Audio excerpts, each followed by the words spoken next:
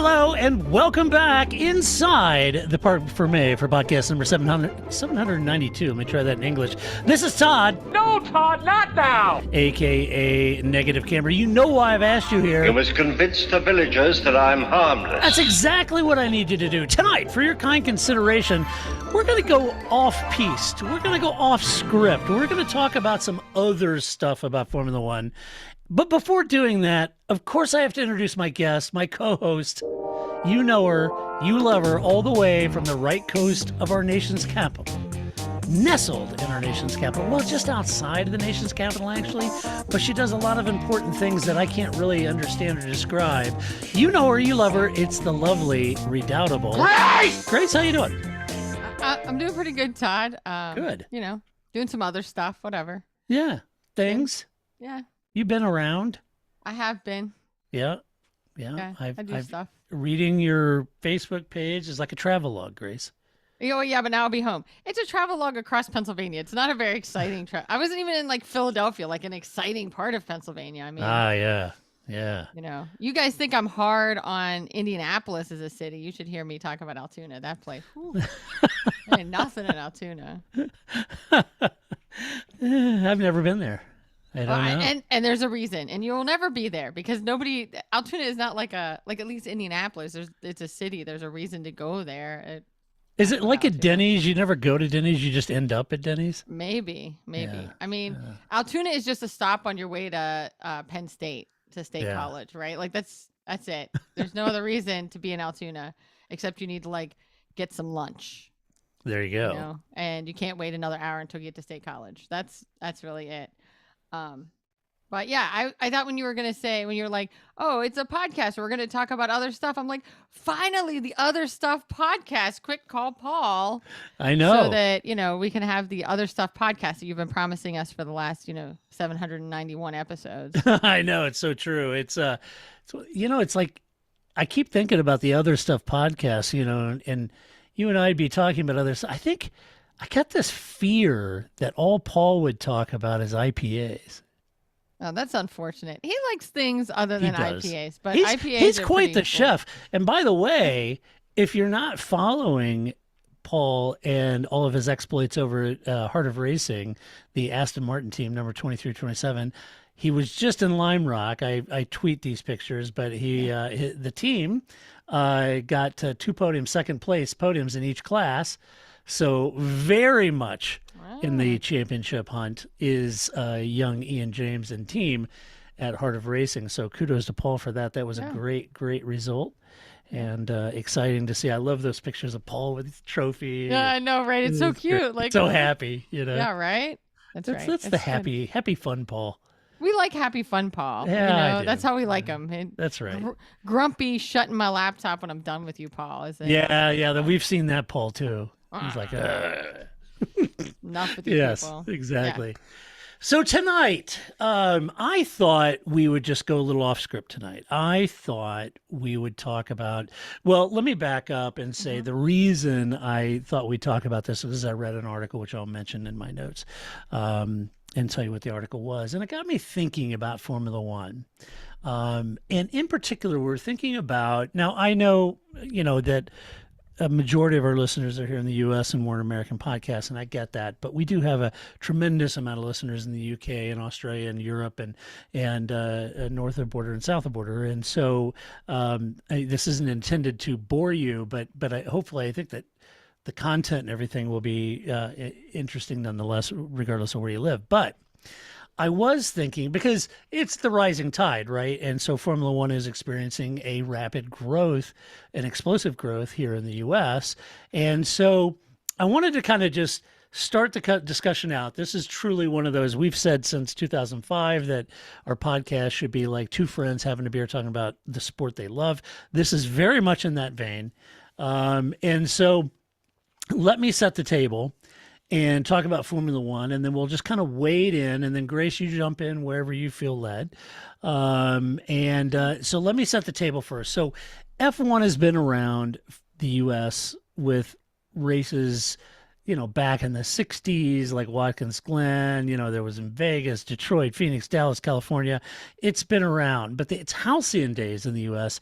until recently were in the 60s when Americans fell in love with the European sports car. And you also had Mario Andretti, who was a world champ then too, late 60s, early 70s. So Mario was involved in doing well. And so, there was this love affair with the European sports car, with motoring, with Formula One, and Americans embraced it back in that time frame. And in fact, you could go back further than the current modern era when Grand Prix racing was done at the Vanderbilt Cup or Indy. The point is, Grand Prix racing has been around since the 1900s, and the U.S. has been involved for a good portion of that. All right. A good portion of that time. From those early post-war days, F1 waned over time, and the rise of other sports, including NASCAR, IndyCar, that gave way to a more American take on motorsport, if you will. Now, admittedly, folks, that's a very simple take on an issue that is steeped with nuance, politics, money, but hopefully you kind of get the point that over time, Formula One waned, America gained other interests, there was more sports, America always being anchored in the stick and ball sports that we love, so it began to wane. Now, under the watchful eye of one Bernard Ecclestone, otherwise known as Bernie Ecclestone, he knew that his content, he owned Formula One at the time, and he knew that his content was the real value of the sport. And he locked down the rights to that content and the access to that content and any exploitation of the product. In fact, with basically no marketing department, the sport was run in a manner that he could personally manage, but no more. Right. Mm-hmm. So there wasn't like a phalanx of marketing people running Formula One's marketing and marketing efforts. It was really Bernie, running Formula One. And Bernie, I think, go ahead. Insert here. I think the thing is that Bernie, and that's how he wanted it. Right. It's not as if Bernie was like, well, if I just had more people. No, I mean, no. He kept a close, tight, grasp on the content. Right. You could never watch old races, which I always found disheartening, right? I came into the sport in 2000 and you hear about like, oh, there's this great race or this great battle between, Senna and Prost or whatever. And you can't watch it. That's the wrong era, but you just roll with me here. Right. So anyway, there'd be old footage that you couldn't watch these races because Bernie didn't let that out. So there's like a period where you could watch two. And now there's a period after that you can watch, but that like section in the middle that you couldn't watch because he owned it. And he always viewed it as, the race fans weren't why he was there. He was there for the sponsors. He was there for the money. He was there for the rich and the famous. That's what the sport was about. And that's who the sport was for. And the fact that he let us regular Joes in there occasionally, that was that was nice. We let you guys in. But that's not really what he was about or where the money was. Right. And so I think it was a very different approach to the sport. And I don't think, of course, other, I think of the NFL here. It's the owners definitely have a lot of money and they have a lot of money invested in the sport and they absolutely run that sport. And so in that sense, it's not that different. It's just that they don't run it the way Bernie did, right? They don't run the NFL the way Bernie did. But he who has all the money is the one that runs that sport. So, well, he certainly did. And it's not to say that Bernie, when I say that it never really went beyond what he could personally manage, or his small team, but it's not to say that Bernie tanked the series. Quite the opposite. Oh no, I don't. Yeah, he made a lot of the team owners and a lot of the drivers millionaires, and he worked to wrest control of F1's commercial rights away from the FI for 99 years. It was a pure stroke of genius from Bernie and Max Mosley at the time, but he did it under his control. Bernie famously once said that the delegation is the art of accepting second best, which was his quote. But it was a very successful business within his sphere, Right. and so in a lot of ways he would look to America whether they wanted to pay the sanction fee or not. It didn't really matter to him. Nope. He was never compelled, although all the manufacturers that were involved knew America was a very large market for them, and so they really wanted to be there. But he was like, well, if they're not paying sanction fees that I want, we don't go. Whatever. Right. We're a That's why we global had sport. all that expansion into Asia happened under him, right? And we Right. had like, we all talk about China where they had to like bust people in to go watch the race because nobody Yeah. actually wanted to watch the race. Right. And that's because Bernie, they paid the sanctioning fee for their reasons. And Right. Bernie was like, sure, you can have a race. I don't care if there's no fans there. That's not my interest. You paid your Right. fee. We're good to go. You Right. build a track. Here we go. Exactly. So now, where we find it, in the hands of Liberty Media, F1 has experienced an explosion in growth, largely in part to Netflix's Drive to Survive series, which was commissioned and pitched by former F1 marketing guy Sean Bratches, who was a former ESPN VP. Right. So Sean's no longer in F1, but when he was there, this was kind of something he worked on. And Now, his mustache. in his mustache, right? No, that was Chase. That was Chase. Oh, Carey. you're right. He had Man, the chops. Sean had the chops. we're like four bullet points in, and I've already completely. It's okay. Sean always struck me as sort of a lounge lizard a little bit with those Sure chops. So did. it's like, yeah, I don't know. I'm right, sure I he's a know. delightful guy, but it just, I the don't know, chops but were you a little know, much. that's never But- stopped me before. Actually knowing people, that's fine. We don't Yeah, have to right, care about right. that. So when Liberty took over F1, they gave the TV broadcast rights to ESPN for practically nothing.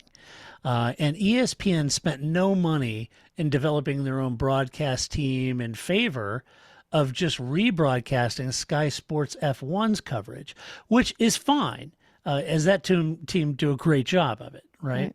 They just do. Now, what I find interesting about that, and Grace and I have talked about this at length many, many, many years ago, but we've talked about it at length. We used to say, NBC, when they had it, they had their own broadcast team, and then previously before that, they always had their own broadcast team that called the Sport, and before ESPN, it was David Hodge, Lee Diffie, and Steve Matchett, and a fantastic team, great team. But one thing, what I found interesting about the broadcast and what ESPN did, and specifically Sky Sports, is that unlike every other broadcast team for F1 in the U.S. that covered this sport, Sky makes no apologies for being way out into the long grass about their coverage of the sport, meaning the details, the gratuitous details of the sport. And while U.S. broadcasts, didn't matter who carried the broadcast in America, they were patronizing F1 fans nearly every single broadcast with their sort of seeker-sensitive coverage that was constantly treating each broadcast like it was the first time you'd ever sat down and watched a race, and it drove me nuts. But they're constantly explaining everything in the most rudimentary terms, and it's like I've been watching this since the 70s. I got it, Right. and then but it wasn't like I was patient because there were possibly some new fans. I get it, but every broadcast was like the entire fan base watching it this was the first race they watched.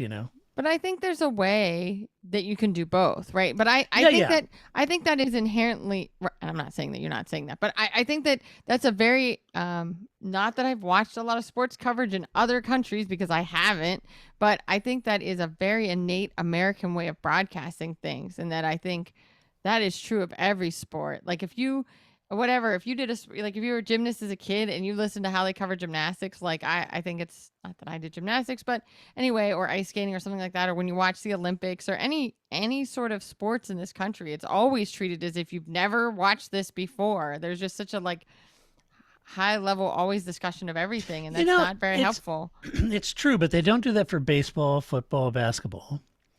I don't know. I think they do it for football. Not during the broadcast. I don't know. I'm just saying I've watched a lot of football. I didn't really understand football until I started doing the tutorials in Madden.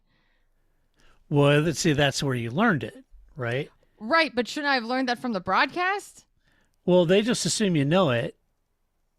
but I don't think they ever.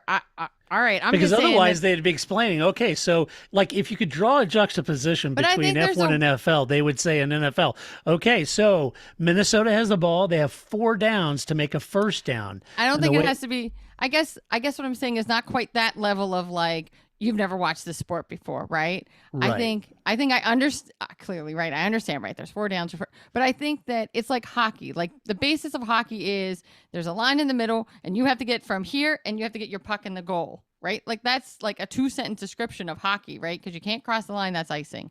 Right. All sports have these kind of rules, but it's more nuanced than that, right? The how defense and offense works, and same thing in basketball, right? Basketball and hockey kind of have the same idea going there, right? That who they put on the ice at a certain time or how they play against each other and how people are matched up. I think that detail is not, you have to watch ESPN, you have to watch the after sports coverage.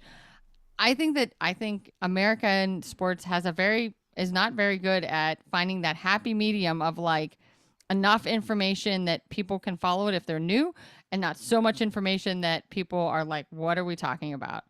No, just I think agree. they're not very good at it. I agree. And I think the last crew that had it, which would be NBC, I think they tried to do a pretty good job They did. of balancing I do. the new fan versus the veteran. But I don't think it's their fault. And please don't send me an email that says, who sends emails? Don't send me a text message. Don't send me a DM that says, Lee Diffie was great. I'm not saying that Lee Diffie is a bad person. I'm saying the producer in his ear.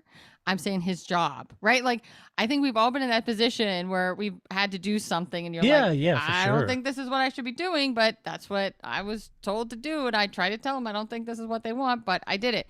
I'm not saying that anybody who's ever done any broadcasting isn't able to do it. I'm just saying that the people who are telling them what to do don't want them to do those things that would help grow that sport or help explain things, I think. And especially because motorsports, again, unlike stick and ball sports, it's a car. I don't know why we're always so afraid of talking about the car. It's racing, right? Like there's like we're always like, oh, we can't talk about the technicality of a car. We'll bore people. Then go watch baseball that doesn't involve a car, right? Right. I've never understood that part of it. I mean, it's different now because you have a lot more media access and you have social media and you have YouTube. But I think when I first started watching, I'd be like, wait, they just mentioned, something, right? Like some suspension thing or, push rods and pull rods. And I'm like, I don't know what you're talking about, Steve. What are you talking about? I don't know. I can't really find that information, right? Because the internet isn't really a thing yet.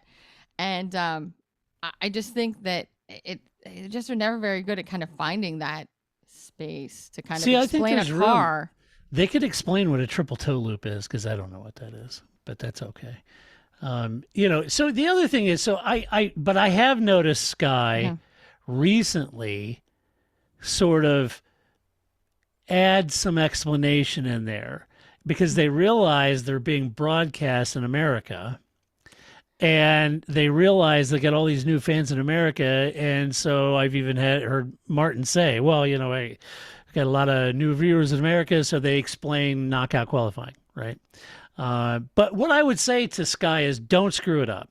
If you have a fan that started watching just 2 years ago and every single race you're explaining how qualifying works, that gets old to a 2-year-old fan they get sick of it pretty quick too. So don't do that. Just assume that everyone watching has been a fan for a while.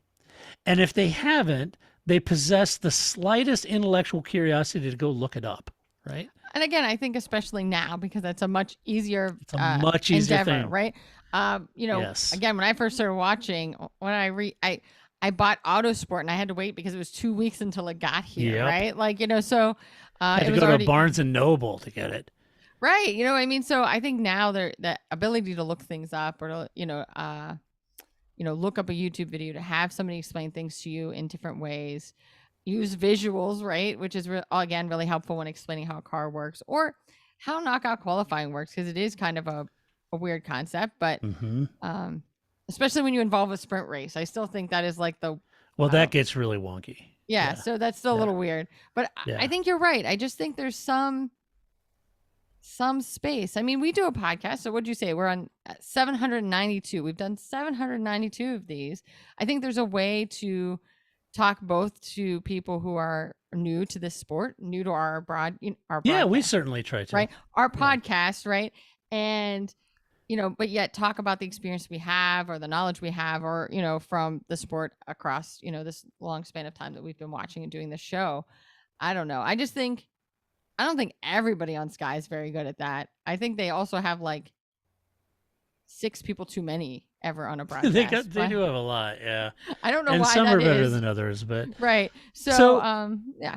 yeah. So now, however, ESPN has paid in the neighborhood. Are you ready for this? They've paid in the neighborhood after having it for basically $1 or whatever it was for a stipend for the last few years.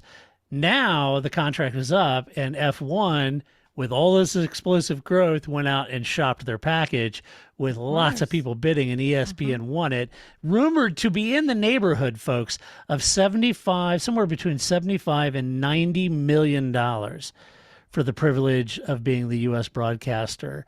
Now, that's because the U.S. broadcast used to have around 500,000 viewers per race. But now ESPN's ratings have doubled effectively, right? Because of this explosive growth. And that's good. That's awesome. Now, just for a reference point, I still think NASCAR races are in the range of 3 to 4 million viewers per race, just for context.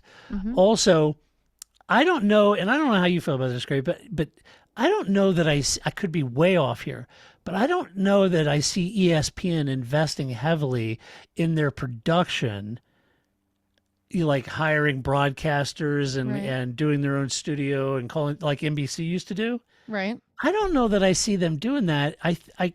And my hunch would be they'll just keep rebroadcasting Sky's package because they spent so much for the package. I don't know how much more they want to spend in creating their own team. It's not like they're going to have people in boots on ground and a team in the paddock, and they're going to go out and find their own Ted Kravitz, and which is irreplaceable. Or there is no other Ted. There is no other Ted Kravitz. So so I don't see him do that. I just see him paying $80 million and just rebroadcast on Sky because it works. There's no production cost from that standpoint of having on air talent and all that. I see that continuing that way. I don't know. What do you think? I mean, I agree. I don't know how they would ever. I don't know why you wouldn't just do that, right? They used to.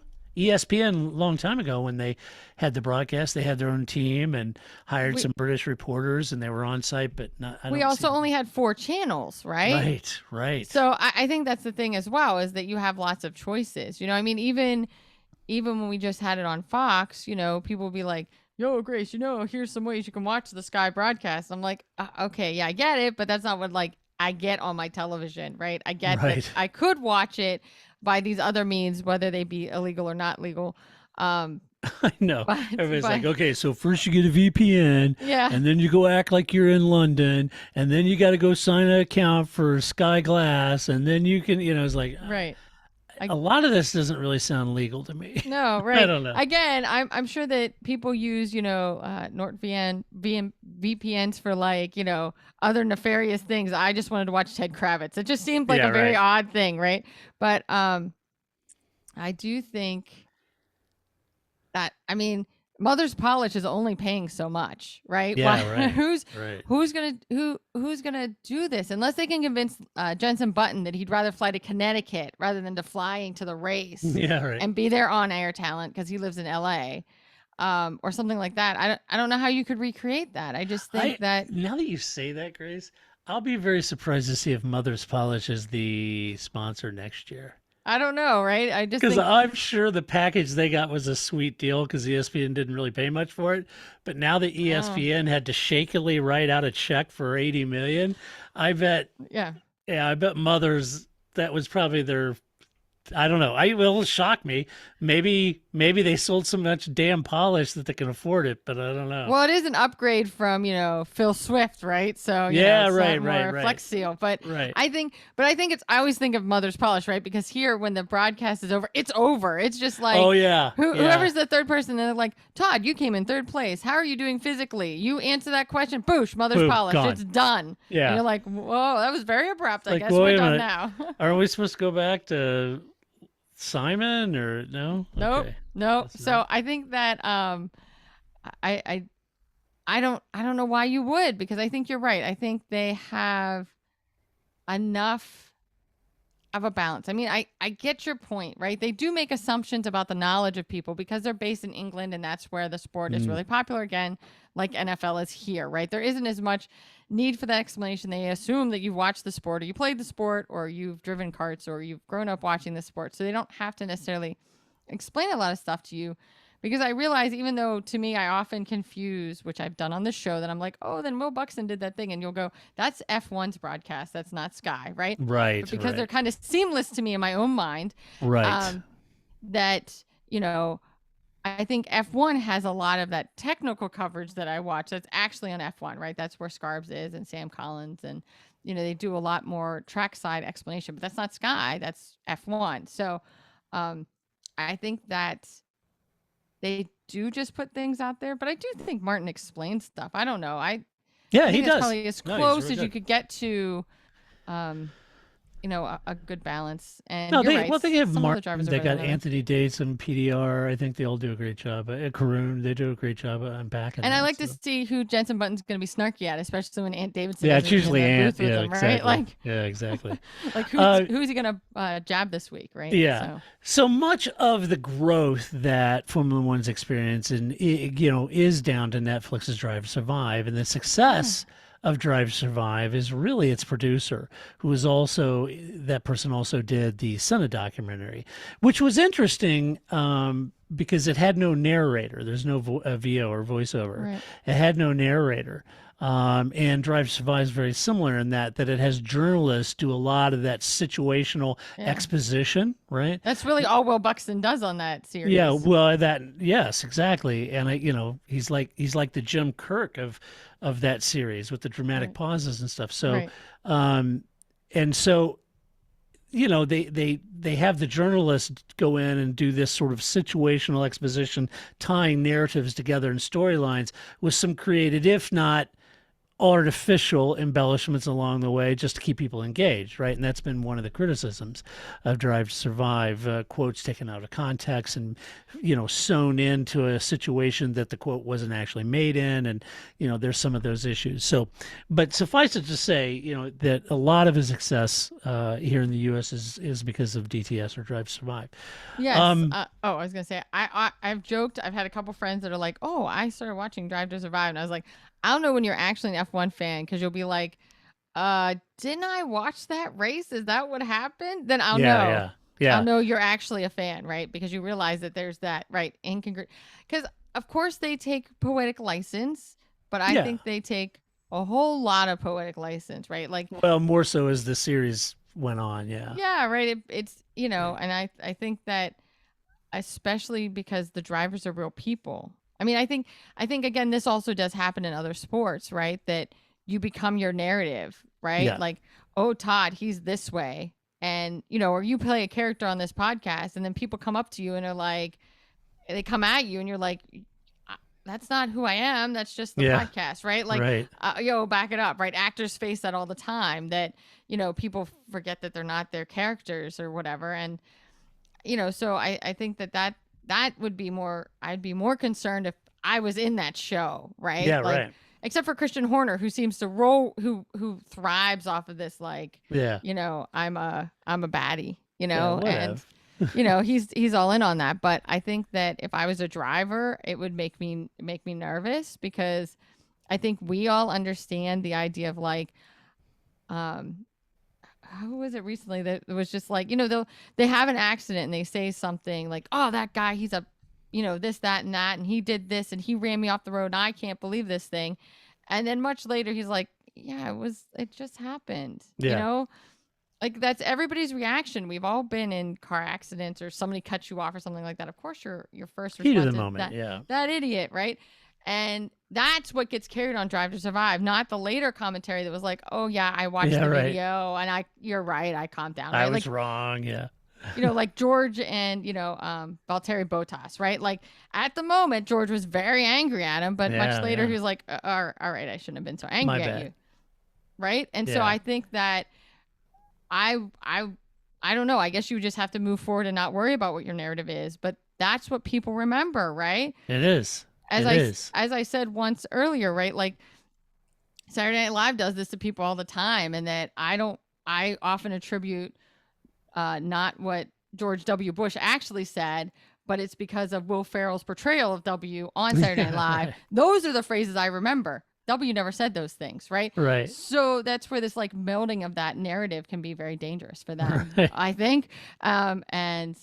Although Will Ferrell came up with a lot of great W-isms that I still like to use. So nonetheless, I do think there is a concern there about only being a fan through Drive to Survive without that like asterisk or that like, and what if you didn't have the guiding hands of Todd and I or somebody else, right? They'll like say, well, that's not really how that happened. Not so much. Yeah. It's more complicated than that because it always is. And people don't see that depth. And then I wonder what it would be like if you were like, especially because not every race is exciting, Well, every race is the Grand British, the Great British Grand Prix, right? Like not every race, I feel like, we get one great race and it's like, well, and now we're just going to have to wait.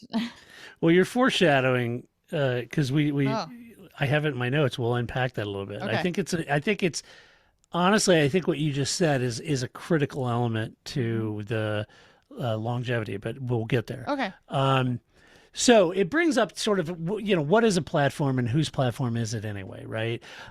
So I saw a post on LinkedIn that prompted this whole podcast. And let me just say this up front, or sort of up front, is that I'm really not interested, obviously, in what my thoughts on this or my opinion, but I'm very, very keen to hear what your opinion is. And in particular, veteran fans and new fans alike, because basically I've been mulling all these elements over in my head, and they, it was mind vomit, and I put it out in notes. But I'm really keen to understand and hear what your thoughts are on this. Not so much come up and craft my, expert opinion on this, because I don't have one. I'm not an expert. And nor do you want to, this isn't the moment for, soapbox preachers and jail tattoos. So I think this would be more interesting if you would engage in the podcast and share your thoughts. I'd love to hear them. So I saw a post on LinkedIn by a person named Ricardo Fort. I have no idea who this dude is. I don't know him.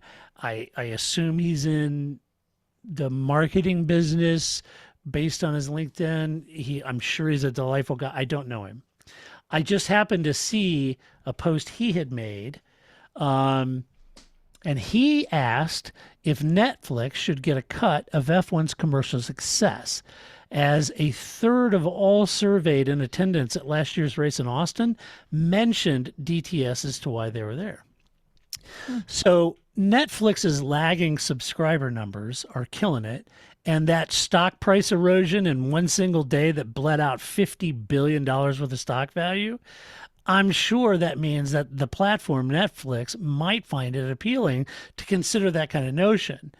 But again, whose platform is it really? Is it Netflix's, or is it really F1? Well, to understand where F1 might land on this, you have to go back a few years when Liberty Media bought F1. And many couldn't understand why John Malone, owner of Liberty Media, what his reasoning was. So if you go back, there's an interview of John talking about why Liberty Media was buying Formula One. He thought it was a great investment. His reasoning, and I read the interview and I listened to it, he plainly stated in that interview that Liberty was moving away from platforms because platforms are becoming ubiquitous. And he was getting into it because he felt content is king, not the platform. You know, AT&T offers platform, Spectrum, Verizon, Netflix, Amazon. The platforms are ubiquitous, they're numerous, but it was really down to content, and content is king. Now, does that sound familiar at all? Because Bernie knew that many years ago. And while he didn't have the platforms to navigate and deliver his content back then, apart from very lucrative broadcast deals, Right. that was his platforms, right? He knew that the content was king and he guarded it very closely. Conversely, John Malone and company have exploited it very astutely, right? Via DTS or Drive to Survive and other marketing programs. And Netflix should enjoying the benefit of their number one show. But does that bring in more subscribers? Is it a big enough, popular enough show to bring in more subscribers? So time will tell on that. But Stefano Domenicali inked a new 2-year extension for Drive to Survive. So perhaps we'll see in time if F1's content can bring more to the platform when crafted into a bespoke show on Netflix. No matter how Netflix feels, they will need to determine a way to harness F1's content and exploit it further via like an ever-increasing appeal to Drive to Survive. Maybe they just keep expanding that, or possible, spinoffs or offshoots with weekly content, maybe more team-centered or driver-centered series in which teams could participate, or drivers. Now I'm saying that Formula One very, very likely could have stipulations and contracts with teams to prevent them from doing those sort of things, because it's Formula One's content at the end of the day, right? It's their platform. And the other question is, how long can Liberty milk this cow? What in their content could be exploited further? So I'm just opening that up as a discussion. I thought the article was interesting, and I just wanted to throw that out. Grace, get your thoughts on it, and what you think. I mean, I also think that teams do a lot of their own content. So I think that, Yeah. so the idea of doing like a spin-off, I think of like Aston Martin does a lot of its own like day in the life of this guy or this girl or this, whatever, these people. Like, here's this mechanic, like, this is the guy who's in charge of Sebastian Vettel's back left tire, right? And what does a day in the life of this guy look like, right? So I think that a lot of the teams I already put out what I think would be spin-off content, right? I don't know what, I you know what I mean? Like if you watched last season and you were really intrigued by, Yuki Tsunoda's, going to Fred Vasseur's finishing school and what that's done for him, he puts out his own content. The team puts out their own content. I don't know. I don't know that they'd want that, or there's a space for that. I think that content already exists, but I think F1, I think they're smartly using this platform. I think that absolutely they have their content. And I think if Netflix said, for whatever reason, we want more, or this isn't working for us, they could just take that content and go to Hulu, Go to Amazon. or go to wherever. Yeah. Amazon Prime, whatever. And then you'd have that content elsewhere. Right. And it wouldn't matter. See, and I think it's a crux of it. The platform, in some sense, is ubiquitous. Whether it's on Amazon, Prime or Netflix. I do think in some ways, though, Netflix is definitely probably has the most eyeballs, right? It's probably in the most households. Because you think Netflix becomes, it's like Kleenex, right? Kleenex are actually called facial tissues, but we don't call them that. We call them Kleenex, right? Netflix is what we call that, not, nobody uses Hulu. Hasn't become there's some word for that, right? Like the brand isn't Hulu, the brand is Netflix. We don't call them streaming services, right? We call it I'm going to go watch some Netflix. Oh, that show's on Netflix. Oh, actually it's on Amazon Prime. Yeah, it's like our British friends. Instead of over here, when someone announces something over the public address or the PA system, right? It's speakers and a microphone, and you're making it. They call it a tannoy. They tannoyed it, which is a brand of speaker, right? Right. Tannoy, yeah. So I think I do think they could take the content somewhere else, but I do think Netflix has the most penetration in American households, especially. I don't know Yeah, what and it I'm is sure in other countries. I'm sure everyone weighs that, and it's all about eyeballs and number of eyeballs and that kind of thing, Yeah. um, and it Right. does, So I guess the point I was thinking there, Mm-hmm. not trying to make, just the point I was thinking about, and let me know what you guys think. But I was thinking that the platform is somewhat ubiquitous. Grace makes a good point in penetration, right? So Netflix may have more eyeballs than other platforms, and that makes it a more lucrative opportunity. But it is somewhat ubiquitous. But the content and all of the content that's generated, to Grace's point, team content, social media content, videos. Red Bull has always been really good about creating content, Oh yeah, driving sure. cars through the desert, driving, Mm-hmm. there's all kinds of content. Red Bull is great at that, and it's not just F1, all of their extreme sports and paragliding and Right. all of that stuff is fantastic and so well done by Red Bull. And to your point, it's good to see Mercedes get into that and Aston Martin get into that, Mm-hmm. and making that content that I would say is complementary to the F1 content, but it's all spreading across multiple platforms, multiple social media, whether it's Twitter, Instagram, TikTok, Snap, whatever it might be. Right. And so it's all really good. But at the end of the day, John Malone was right. It's F1 content. Oh At the yeah, I end of- think that's right. That's the platform. It's the content that is king, regardless if F1 generates it or its teams or its drivers, right? Right. And so it was interesting. I saw that in LinkedIn by this gentleman, and this gentleman linked an article that I was intrigued by. And so it was about Drive to Survive, and my heading for this section of the notes is "This Too Shall Pass." Mm-hmm. Reading an article by Bruce Schoenfeld over at the New York Times about F1 and Drive to Survive, there's no doubt that the author considered F1 success in America a very real outcome of Drive to Survive. The article is called, quoting the title of the article, "Drive to Survive Made Americans Fall in Love with Formula One."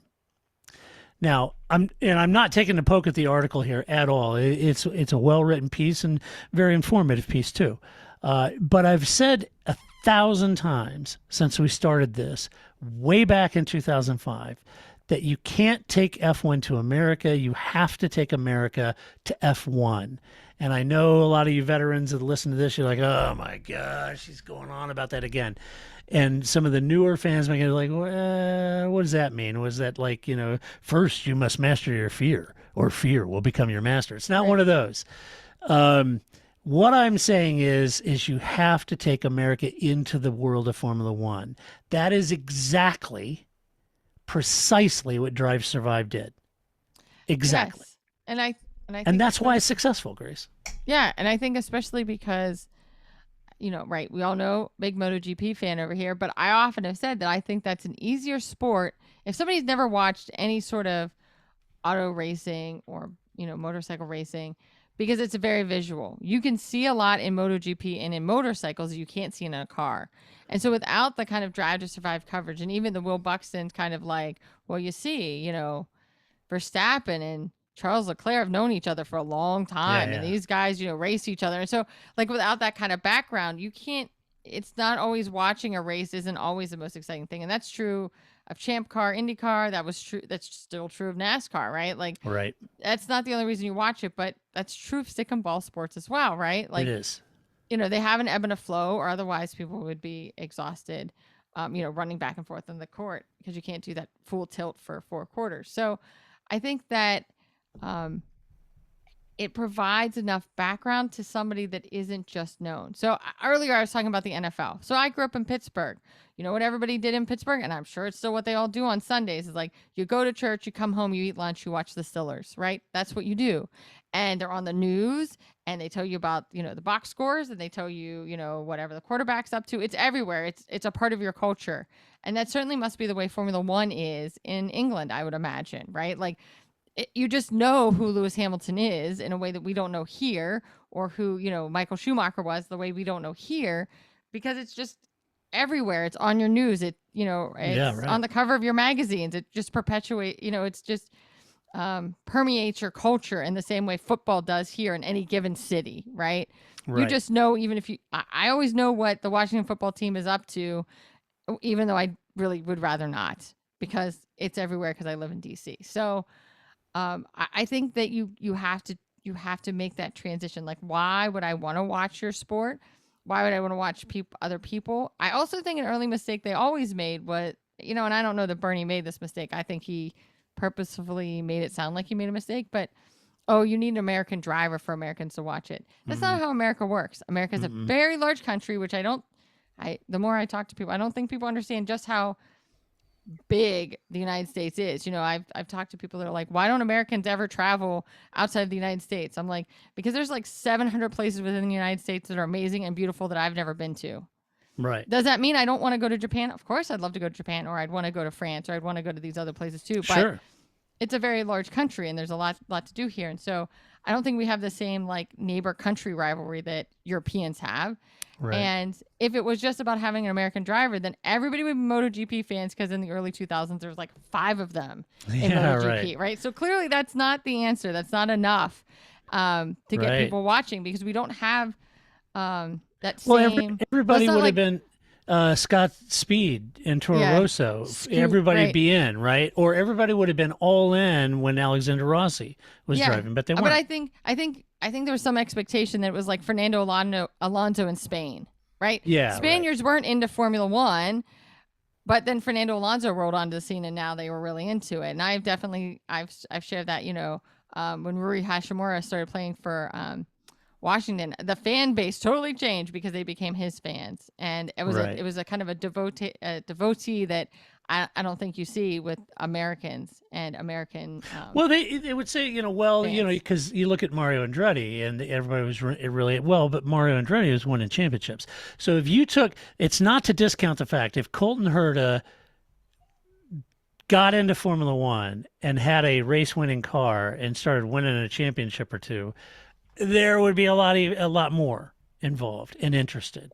Yeah. I wouldn't say it would be revolutionary, but there would be even more. I agree. But you have to do well. Mm-hmm. But it has to get covered. I mean, we were just talking about this, I think, a couple weeks ago. Like, there is a part of me that now that ESPN carries, even though it carries Sports Sky's broadcast, that it's no longer the chyron at the bottom isn't just like, this person crashed, this person died, this is a sex scandal. Like, Formula One is actually just like, I don't have to hold my breath when I see Formula One coming up. Like, oh, Lewis Hamilton won a race. Whew.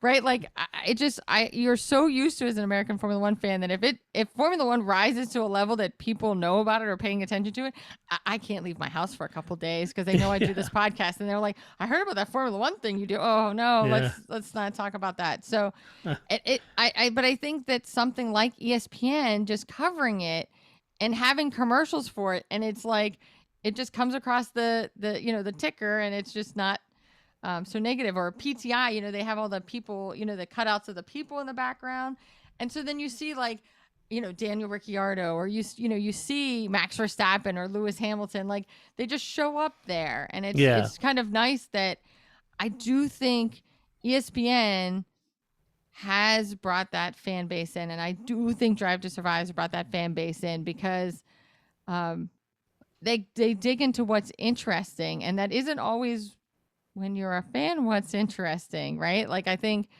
I don't know, how much do I want to know about Lando Norris's personal life? I don't really want to know that much, I guess. I mean, it's interesting to see again what a day at the track is like for him or any of the other drivers, because I don't think we know. All we know is that Jenson Button used to get like 6 massages on a race day. We did learn that recently.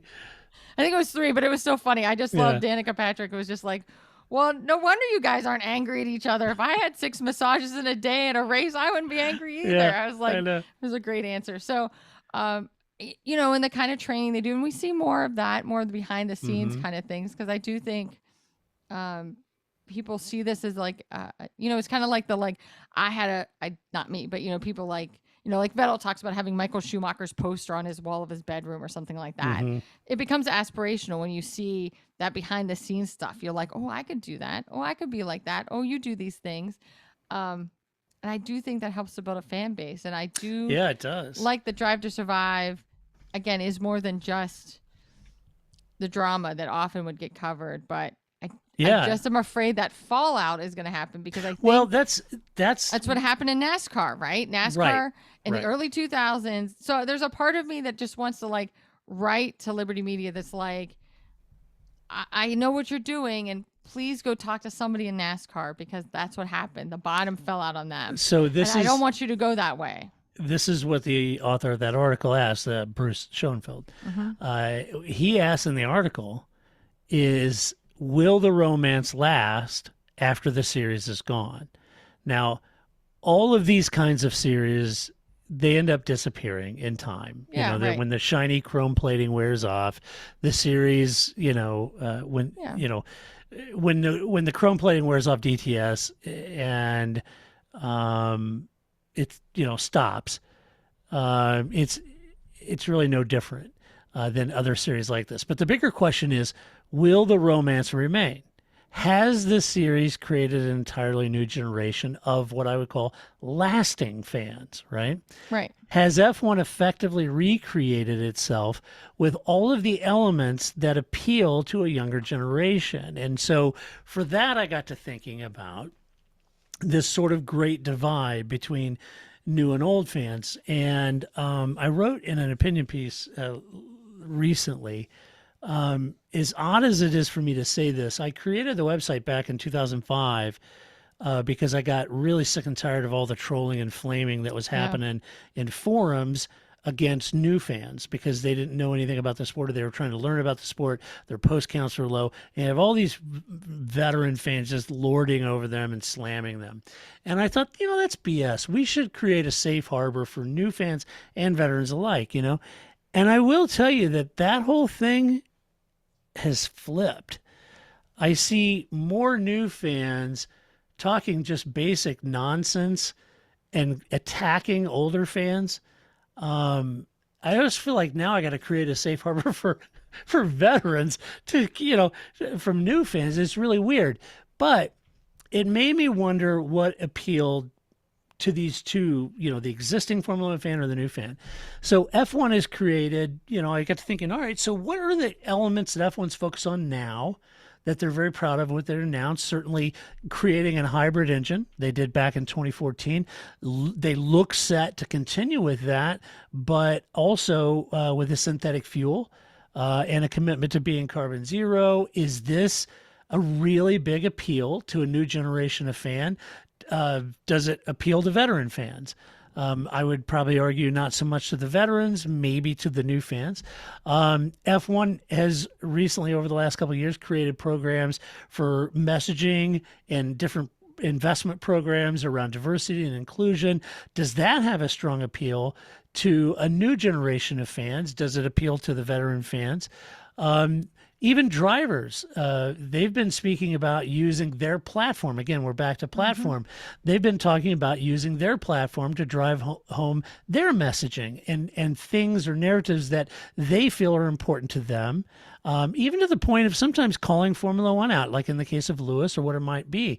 But, using their platform, at the expense of F1, or at least maybe not the expense, but calling them out, right, for changes or pointing to F1's inadequacies, certain, in certain areas, ranging from safety, calling them out for that, or regulatory oversight and white lines and consistency, and stewarding, racial issues, inclusiveness, whatever it might be. But you got a lot of drivers doing that from their platforms. And they speak very firmly from that platform, which is intriguing because Sebastian Vettel doesn't have a platform. He's not on social media, yet he's in amongst what you would consider some of the top drivers and their massive platforms with his messaging, right? He does it a very Vettel way of doing it by using F1's platform to drive his message and not his own, right? I don't think social media is the only platform they have access to. No, of course not. But it is interesting. So it's kind of like, using their platforms. And I got to thinking, okay, but again, just like with Netflix and everything else, whose platform ultimately is it? Well, it is the team's social media accounts. It is the driver's social media accounts. But like, for example, Lando has a very large platform, I would say, and a Yes, brand. But correct. would he have had he not become an F1 driver? Would Lewis, let's say, have the platform he has had he not enjoyed such success in Formula One? Which has a much larger platform, right? So would F1 have its platform? You could flip that argument. Would F1 have its platform and without all the drivers doing what they do and the teams doing what they do to bring fans into the sport or raise awareness around causes or champion causes, those kind of things. So you can see where all of this is sort of all coagulating, sort of. It's almost like a Cisco product. It's all like bolt-on technology. So it's all kind of strange how this is coagulating and in some parts colliding.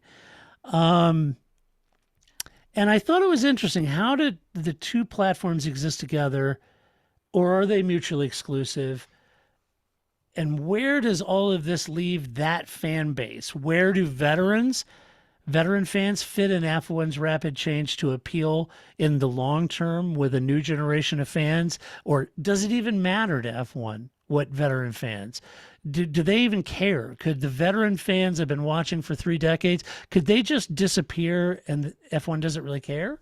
I remember Bernie one time famously saying that he didn't know too many 20-year-olds that bought Rolex watches. Yeah, I get right. That's what I was speaking to earlier, right? Like, you Right? think that's not what he cares about. Yeah, and so he's looking for a fan base with, income to spend on the kinds of products that we're advertising. I think that's what makes Formula One different in so many ways than every other sport out there is sponsorship, Yes. right?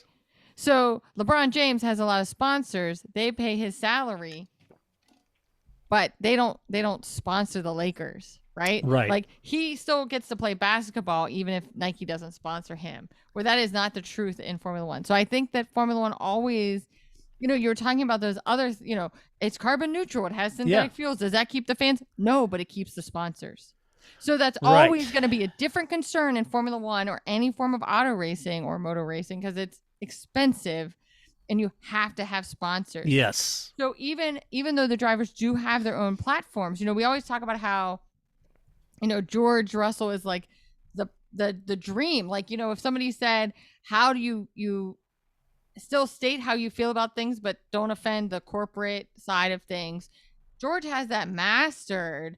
I think even when he talked about Drive to Survive, he was just like, well, these are real people to me. And that's where he left it, right? Like, Yeah, he didn't right. say what he really wanted to say, which was like, I hate the show. I hate these people. I hate that they do this. They're ruining my life. He just said, it's hard because these are real people to me. Right. Right. Right. And I think that he has to, and the drivers have to, because their platform has to fit with the sponsor, because if they push away sponsors, they don't have a job. The team doesn't have enough money to run.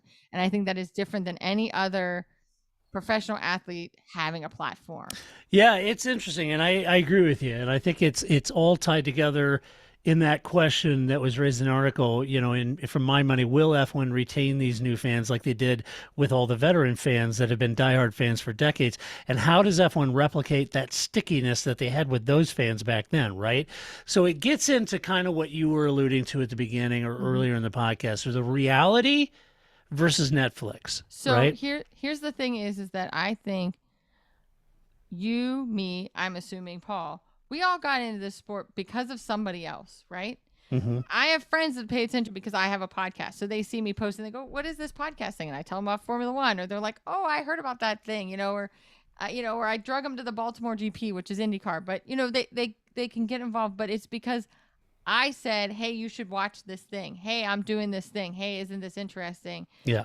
So then I'm able to fill in those gaps when they go, I watched the race. I don't understand why was that a penalty? Which is when I was learning the finer points of basketball, I would ask Flip, like, wait, why was that charging? And he'd be like, oh, because his elbow was perpendicular to his head. And right as his feet were coming off the ground, he stuck it in the guy's ribs. And that's right? Like that kind of like nuance of what these rules are. But what you're actually asking is, if you get into a sport not because of a real person, will you stick with the sport? Right. Right. So because it's easier for me as a real person to say, "Hey, Todd, did you watch the race?" And you go, "Oh no, I didn't watch it." I'm like, "Oh, come on, it was so good. You should go." yeah. I'm pretty sure they show it again on Tuesday nights. You should watch it again. It was really good, and then you'll watch it because you're into it. Because Right. I'm helping you be into it. But if that person doesn't exist, will you still be into it?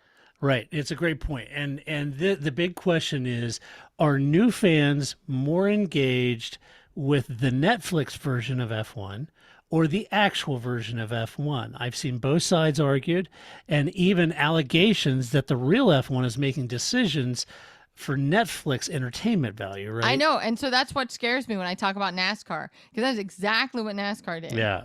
Right. Right. NASCAR 100% went the entertainment route. Yeah. Yes, of course. It's a sport. It's entertainment. I have to be able to watch it. I have to enjoy it. But that's not actually all of sports. Yeah. Sport And many should be sport. many would argue it ruined NASCAR. I 100% agree. It ruined NASCAR. Yeah. So I guess that's why there's some part of me that's just like, please have learned that lesson, Formula Right. One, because you Yeah. are heading right down that same highway that NASCAR did, and it just dropped the bottom out of their fan base because Right. those new fans, if they don't stick, so let's say for every 10 new fans, you keep one. Well, if you lose all your veteran fans, that one for every 10 fan isn't going to be enough to maintain your viewership. Yeah, I don't think, honestly, my personal opinion on this, and after waxing poetic, I wasn't going to give it, but my personal opinion on this is that you can't just ignore the veteran fans. You do that at your own risk. Oh, I agree. And that's a problem I if you felt that way start with shedding NASCAR. them in droves. Yeah. Yeah. You know, will F1 continue to make content, whether it's Drive to Survive or something new, to keep fans engaged with the stylized version of F1? Yeah. Or when does the series have to stand on its own, right? Will the sustainable message keep them engaged? Will the DEI program keep them engaged? Or if those aren't enough, I wonder, yeah, I guess I agree with you. I don't think those elements, sustainability or DEI or whatever it was, I don't know that those are elements that F1 has engaged itself with that are strong enough to keep these new fans as diehard fans for decades. And the reason I say that is because if those were the real key prime movers for this fan base, then why wouldn't Formula E or Formula W not be collecting this huge growth? Because those are Right. far more pointed towards those two issues than F1 itself is, right? And in the end, I submit that F1 really doesn't have to do much apart from producing good racing and continue to bring U.S. fans into the sport, bring America to F1 via the most user-friendly and ubiquitous platform, whether it's Netflix or Amazon. Fan retention is important, but I also would humbly suggest that the mores, the issues, the changes F1 are making are or could run a risk of alienating many veteran fans. And these fans have been the ones keeping F1, in the black for decades. So they'll want to make sure that they turn these binge watching young folks into hardcore motorsport fans. And I'm curious if all of you feel like that's happening. I think if we get to the point where we start having, competition cautions, I'm out. You know what I mean? Like, I don't know. Yeah. The sport can't. So it's interesting that every time, and because it's coming up more and more, right? Every time there's some, I do love this about Fernando Alonso when he was like, oh, Charles Leclerc, right? He was in front of me. He made like 3 moves, so he's going to be penalized for that, right? Yeah, I was penalized for that, which I love. I love salty Fernando Alonso, right? Yeah. So when the driver starts saying these things, and I, as a fan, Flip also watches, but I, as a longer fan watching it than he does, I'm just like, even like with Michael Massey last year, I'm like, are you people new to Formula One? Yeah. Like, right? Because it's always been a problem, but the problem is now is that if you bring in these people who watch Drive to Survive and they're like, oh, the sport's rigged, or you have no consistency, or you mean your stewards are different at every race and they're not actually like motorsports professionals, they're just some dude who works for AAA. If they figure that out, why would you keep watching it? Because then it isn't a sport, right? It's a sham. But I think to those of us who have been watching this, we're like, yeah, we kind of like accept that kind of stuff happens, and we accept that that's part of the sport because we've grown to love the sport. We've loved the other 8 aspects of the sport that don't involve fraught stewardship, Right. stewardiness, right? Or we saw what Jean-Marie Balès did to Senna, you know. Right. Absolutely. Yeah. So I think that we're used to that, but I think the thing is when you bring those new eyeballs in and they go, wait, why is it like that? And the drivers have seized on that because of course, I don't know how, of course, if it makes me mad, of course it makes the drivers mad. This Sure. is their livelihood. This is their job. Right.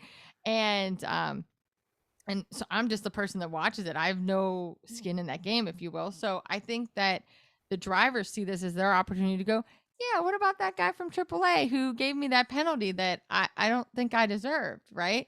Or any of these other, I'm trying to think of other examples. I don't have any, but I think that is where you're going to start to see this fall apart. And I think that's where it fell apart for NASCAR. And this will go the same way, except in this sense, it'll go faster because back in the 2000s, we weren't as interconnected. Yeah, right. I didn't have, which interconnectedness I've said on the show, like, was great because I really started, communicating with you because the only other people I knew that watched Formula One was Bob Varsha and David Hobbs and Steve Matchett. I knew nobody else who watched Formula One, right? And so I talked to them. And then I found you through Speed's, chat board because I hated all those, because it was like you were saying, everybody was very like mean and condescending. And it was like, I found this one person who kind of had the same interest and the rest is history. But I think that people will very quickly go, yeah, this is a sham. We should leave.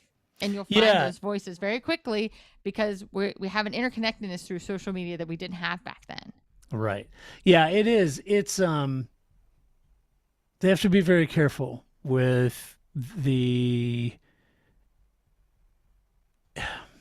I think this last season of DTS, the paddock kind of called them out a little bit, and I think they'll probably tone it down a little bit. But I think they got to be careful on that. I'm just curious, like everything else in this world, where it seems like we're such in a hurry to replace everything with stuff that now doesn't perform nearly as well as what we're trying to replace. No, I think and I feel like trying to replace long-standing, decades-old fans with brand new fans that find appeal through the show or appeal through causes or whatever F1 may be doing.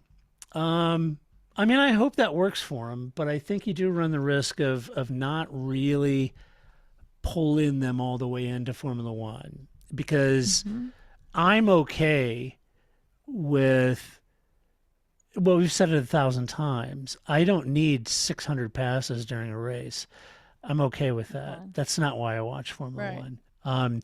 I watch Formula One. It's a long form narrative about a season, and I don't buy this criticism of Gen Z, in particular, that everyone that boomer. I'm not a boomer. I'm a Gen X, but that the boomers like to say, well, they short attention spans. The interwebs, and that's bunk because these kids have watched 4 seasons of Drive Survive. Don't tell me they don't have long attention spans. Of course they do. It just has to be something they're interested in. The challenge is that you got to make some stuff that's compelling enough for them to be interested in, right? Yes. And that's because there's a lot of different things clawing for their interest. So you've got to make, and they did with Drive Survive. It was enough to gain their attention. And of course they've been watched 4 seasons. Of course they have long attention span. Right. But no, I agree with you. Yeah, so I think that's a challenge, but let us know what you guys think. I think there's some important things in here that if you're a veteran fan, would love to hear your thoughts on it. But equally, if you're a new fan, would love to hear your thoughts on it. You got sucked into the drama, the narrative, the excitement of Drive Survive. You've been watching for a season or 2 now, and you're liking it, but when Drive Survive stops and you don't have that sort of entertaining lens to review the season you just watched in, will it still appeal? And is it doing things to keep you engaged? I'd be very interested to know. I of course I've shared this story before because I've shared all my stories multiple times across 791 podcasts. Yeah. But my friend Sam, when we went to see oh my God, what was the last movie? The one with it, it's a ship box. Gosh, my brain I am so tired. This is not good. Oh, a lot of Hunt. Yeah. Rush. Yeah. Thank you, Rush. Yeah. I'm glad we figured that one out. Anyway, Rush, and she was like, I love going to movies about sports. I hate watching sports.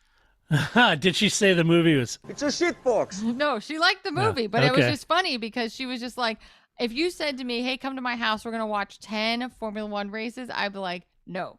But you're like, let's go watch a 2-hour movie about Formula One. Yes. Yes. I mean, we also went to see, Ford versus Ferrari together, I show. think, right. So I think there is some part of that, that is the ebb and the flow of reality. And I think that if you take away the ebb and the flow of reality for the entertainment, this is not going to survive. And you're going to sink this whole entire sport, because that's what happened to NASCAR. They totally made it for entertainment. They totally gave up on the idea of it being a sport and just went with that entertainment factor. And I think that, we said in the past that the pendulum had swung way over with Mercedes and the whole, technical side, and there's got to be an entertainment, and we need to be careful and that we haven't swung way too far back to the other side. I think the funniest would be the person who got into Formula One off of the first season where Ferrari and Mercedes didn't participate. Yeah. And when they suddenly watched it and went, who are these people? Like, who is this Lewis Hamilton guy? I get lectured by people. There's one dude who's just started watching this year because he binged Drive Survive, and he's lecturing me on Formula One. And, and I'm like, I'm not even sure 4 months ago you could have picked out a Ferrari from a Williams, And as much as I appreciate you're trying to really take me to school and educate me on Formula One, it's kind of like, dude, stop. Let's everybody get a grip here. There's a lot going on, and don't need the hate. But anyway, let us know what you guys think about it. Would love to hear your opinions on it. I know you keep trying to end this, and I keep not letting you end it. But I'm going to add one more thing before you try to end this for the 4th time that I'm not letting you end it. You at the beginning of this section, you talked about, like, do people stay because it, will people be interested in it being carbon zero or, any of the other, technical advantage. I think one of the things is that if a sport doesn't address those things, I do think that's what the kids won't be into, right? I don't think if you don't talk about social justice, I think if you fail to address racism in your sport, I think that's where the kids will say, I'm out. So they very well may. I guess in Formula One's terms, you could, I don't know, you look at the current grid, 25% of them are not white British drivers. There's a lot of that. That's what Formula One, I think, is trying to drive to, whether it's within teams. You've got Yuki and Joe and Lewis and Alex Albon, who's British born Thai, and you've got, I'm just, I'm not calling out Formula One on any of these things. I'm just saying that, which I could, but that would be a whole nother podcast, and you're trying to move on to the next topic. I'm just merely saying that I think those things you mentioned at the beginning of this, the C block here, I think that that's what a person looks for to be addressed. And then if you're a sport and you're not talking about certain things, then they'll go, you're not for me. I think that's what's going to turn people off, not necessarily. There may be, and that's what I'm wondering, of all of the new fans, of 100% of all the new fans that DTS has brought in, what percentage of them would say, well, if you don't talk about that and weigh in on that, then I'm done? I don't know. I don't know what that number is. I don't know. Might be good for F1 to find out. You know what? They should do a fan survey. They should. That's what we need. Is another fan survey. Yeah. Let's get Dominicali right Let's on do that. it, shall we? All right. Let's do some cats. All right. Okay. It's time for some Albon's cats. I do have some no shit headlines. Okay, well, I do have some Albon's Okay, hit me with some Albon's cats. Okay, so first of all, I hope you all saw the helmet that Alex's helmet at the last race had all the cats I did. on it, and the donkey and the dogs. But anyway, I just like that. I was like, that was a great helmet. I love that Albon's cats has really like taken off with Alex being back in Formula One. So, it's your feel good story of the day. Also, I would be remiss if we went through this whole show and I didn't get to celebrate the fact that Carlos Sainz finally won a race. Yay! I mean, I know I don't get to be on the race show. I don't get to be on the race reviews. I have that. There you go. There's your applause. I have that. Thank you. Because as I was telling Frantic, that the idea that a win for a former McLaren driver is a win for McLaren. Because if I didn't feel that way, we'd have no wins at all. Nice, Ron. Oh, good. And so I feel the same way as a Washington Wizards NBA fan, that, if a Wizard was, there was several Wizards that played on Golden State who just won. And I'm like, whoa, we got a championship. Yeah. Yay, Otto Porter, right? Because a win for any of our former players is a win for us. So Carlos Sainz, I'm of course a big Sainz fan, and Sure you are. I don't like Ferrari, and once again it pains me because my drivers go off to Ferrari, but I just wanted to support that. I also wanted to say, so you know how F1 does all the little competition things that that some of them are funny and some of them fall kind of flat, but I watch them all because I always find them amusing.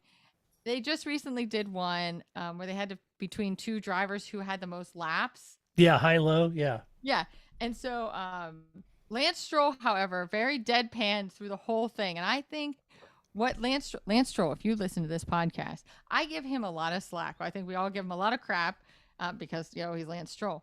He could be the next Kimi Räikkönen. Not in talent, but it's sort of that, like, I don't care. Yeah. Why do you make me do this? There's the one where they were doing the champions backwards, and Kimi was like, oh, you mean if as soon as I miss one, I could be done with this game? Yeah, he's done. And then he just missed it. Like, clearly that was the wrong answer, right? Yeah. Because he didn't realize that's how this worked. Lance Stroll, if you're listening, I think that's what you should go for. You should become the new Kimi Räikkönen of all these little unboxed videos that F1 makes you do. That's funny. That is what will get you some narrative in this sport. Yeah. Then It's people. like deadpan. Yes, I like it. Then people, will be a little easier on you. I like. Yeah, right. It'll give you a place. good. It'll give you a home in the sport. Yeah, yeah. And then maybe we'll stop giving you so much crap because we'll find you funny and amusing. Because quite honestly, there is a Kimi-shaped hole in our hearts. Yeah, absolutely. And I mean, I think that like when Fernando Alonso leaves, when he retires, I'll be very sad because that saltiness that he brings, that like petty, he's so petty, and I love every moment of that. I do too. Like, oh, you mean I can cut this corner and I won't get a penalty for it? I'm cutting the that corner, right? Yeah, like, exactly. It's I great. like that guy. So I think that Lance Just Stroll, rubbing their nose in it. right? You be the next Kimi Räikkönen, and you just deadpan your way through all of these things because clearly he has no chemistry with any of the drivers he's ever had to do these unboxed videos with. So then just lean into that. Lean into the fact that you have no chemistry with anybody. Because if you don't have chemistry with Vettel, you have chemistry with no one. It's so true. It's so true. Because that guy's like friends with everybody, and I know. So just be that sarcastic guy that just is like, this is stupid. Why do you make me do this? Right. There you go. All right, here's my Todd's No Shit headlines. You ready for the first one? Nico Rosberg said, this is the headline: I don't regret anything from my F1 title battle with Lewis Hamilton. You can't play love, peace, and harmony. Attaboy, Nico. God, I don't know that Lewis wants to play love, peace, or harmony with you, but... No, I do like that him and Valtteri Bottas, I like their bromance that is now back. Now that they're not teammates. That's cute. But Nico is so weird. Like, I know. I guess he was always this weird, but I like that somebody put, anytime like Lewis Hamilton is in the headlines and somebody will make a fake quote from Nico Rosberg and they're like, because it's like a strategy, like a political strategy. Like if you and I are running for president, I don't say your name. I say that guy over there, or my opponent, or the other party, right? I don't say your name because that's going to give you free publicity. So they always kind of like slide Nico Rosberg in there. It's like, well, the guy I won the world championship against. Like he never says Lewis Hamilton. He just says some salty thing about how he won a championship over top of him. Yeah, it's great. Like, the first time I saw one of those, I was like, did he really say that? And so it's like, no, it's a meme. I'm like, oh, because I believe that he really said that. I know. It's so true. No, let's see. The next one is Keanu Reeves to host new F1 docu-series on Button's 2009 title triumph on Disney Plus to rival Netflix hit Drive to Survive. Well, I'm here for this because it involves two of my favorite people, right? Exactly. Well, we all know how you feel about Button's World Championship. So this ought to be a big nothing burger for you. Yeah, right. Well, I just think, but it did explain because Keanu Reeves was both at the British Grand Prix and at Austria, right? And in different paddocks all the time. I'm like, because because we always laugh at the fact that a lot of people are like, I'm here with Red Bull, but I'm Team LH, right? Like, Yeah. there's just like, so I think that's hilarious, right? That they've Right. come, they're really somebody else's fan, but this guy paid for me to be here, right? So Yeah, right. So I was just like, who is Keanu Reeves here with? And then that's when I heard about this, and I was like, oh, well, now it makes more sense that he's just not like, sad Keanu Reeves sitting in a pit, and he just decided, I'm going to go be sad Keanu Reeves and sit in a different pit. So Yeah. But I'm all That's for great. that. I think it'll be Yeah. great. I'm ready for that. And then my favorite headline of the week from your friend and mine, Total Wolf. Down. This one is so good. Are you ready for this? Did he really say that? Yeah. Are you ready for this one? The headline is this, quote, Total Wolf claims F1 has less entertainment because Red Bull and Ferrari are too strong. Are Oh, you kidding me? Did you just miss the last 8 years of sheer domination from Mercedes? And you want to lecture me about having two teams at the sharp end battling it, hammer and tongs between Charles and Max, and then you've got Carlos winning and Sergio winning. This is not entertainment? Is this not what you want? I mean, and you're saying that the only real entertainment is when Mercedes is dominating and beating the stuffing out of the entire field for 8 years on the trot? Come on, man. I think this one rates right up there when they were talking. So Red Bull, after Yuri Vitz, put out they're like, oh, we're against racism, Yeah. blah, blah, blah, right?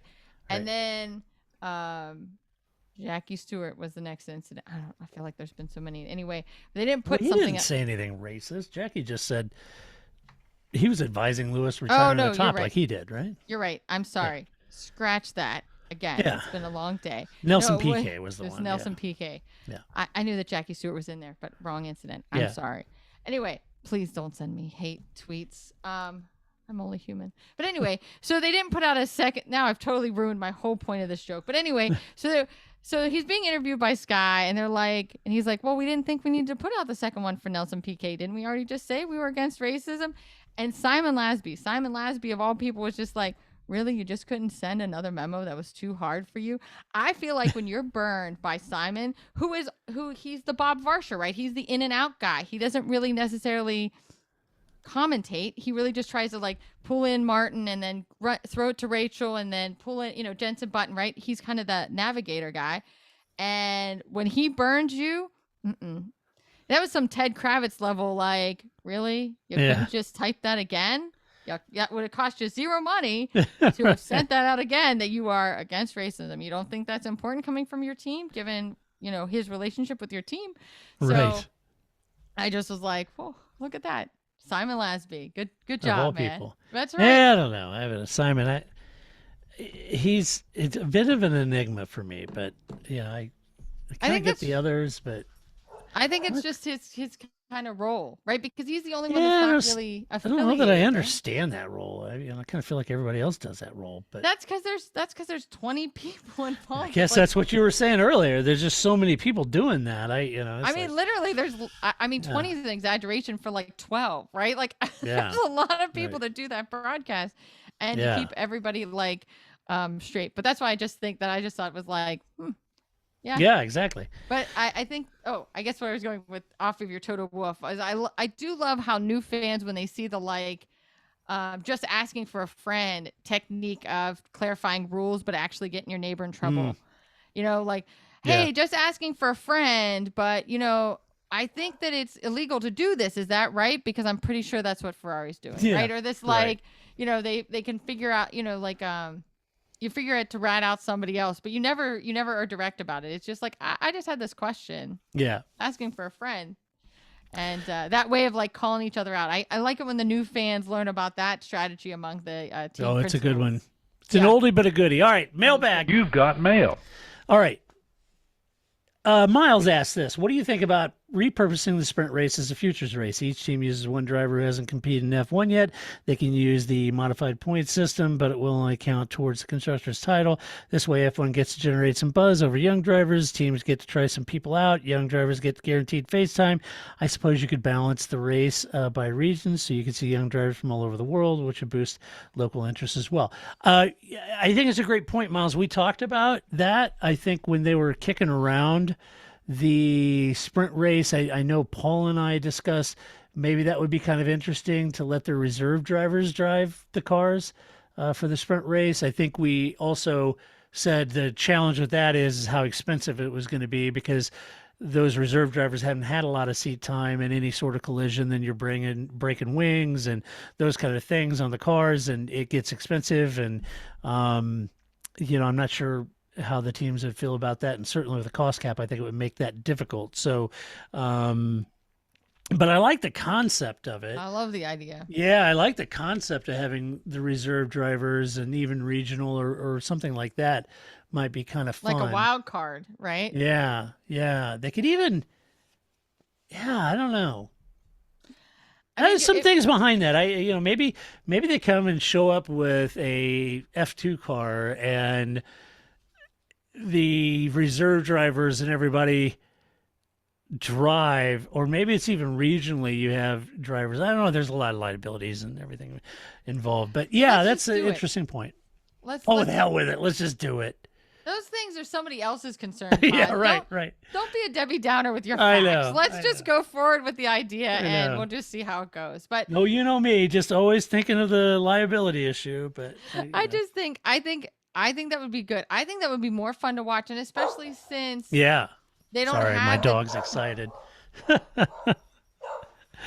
That's all right. Ziggy shows up in every podcast. It's all fair. But I think that it would be, because we don't have them doing the Friday practices anymore, right? It used, like, that's how I know who Ant Davidson is, right? Because he used to be the test driver, right? Like they all the teams have test drivers, but we don't ever see them on the track anymore, right? Yeah, They're public testing. They're all back in the simulators and whatever. So I think that would be great, because that would get them that coverage that they used to get. Yeah. 10 years ago, when you had a reserve driver that actually drove on a race weekend. I agree. That would be fun. So I think that would be fun. Yeah, it's more fun than what we currently do. So I'm good with that. All right, that does it for this podcast. That's what we think about this topic. But in all seriousness, let us know what you think. It's more important what you think than it is what I think. But would love to hear your thoughts on that. If you like the podcast, go over to iTunes, give us a good rating over there, give us some love. If you want to share your opinion on this topic, you can do that at theparcferme.com. Share your opinion with decorum and civility. As always, no personal attacks. Huge thank you to our Patreon supporters. Could not and literally would not do this podcast if it wasn't for our Patreon supporters. So find one and pat them on the back, buy them a beer, because they are the only thing that stands between you and this podcast. And we really, really do appreciate it. So, all right, next week, I'm going to try to hunt down Paul somewhere in London, possibly, to do a race review podcast. And he scripted me that it would have to be a time after the pubs close. So I said, well, you know what? Maybe we'll get a half-drunk Paul. Wouldn't that be fun? So I'll see what I can find out. But until that time next week, when we review the French Grand Prix, and to drink Peru. And so until that time, this is Todd, a.k.a. Negative Camber, saying so long, Grace. See you in 2 weeks. That's it, man. Game over, man. It's game over.